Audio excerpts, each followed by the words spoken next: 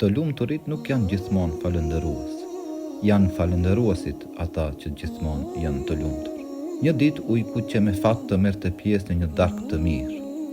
U ul në vendin e tij dhe filloi të hajë. Nuk donte të ndante ushqimin me askënd tjetër. Hante aq me nguti sa që një pjesë e vogël e kockës ju mborthie në fyt. Filloi të hunguronte me shumë vështirësi, madje u përpoq ta gëlltiste kockën, por s'funksiononte. U përpoq që ta nxjerrë nga goja, por më kot, as kjo nuk funksiononte. Kocka nuk lëvizte dot. Tashmë filloi të friksohej me të vërtetë. Në qoftë se nuk mund ta nxjerr kockën nga goja, nuk mund të ha pastaj, dhe si rrjedhoi do të vdes nga urria, thoshte i trishtuar. Pa pritmas ju kujtua Lejleku i cili jetonte aty pranë. Tha me vete, Lejleku e ka sqepin e gjatë, vetëm ai mund të më bëjë zgjidhje. Pa humbur kohë vajti tek Lejleku dhe i tha, të lutem, ma nxirr kockën nga fyti.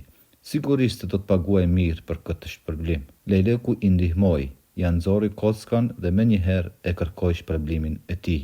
A nuk je i kënaqur që e fute kokën në gojën time dhe e nxore në mënyrë të sigurt? As mjafton ky si shpërblim. Harroj shpërblimet e tjera, ja ktheu ujku. E mira për të keqin harrohet shpejt.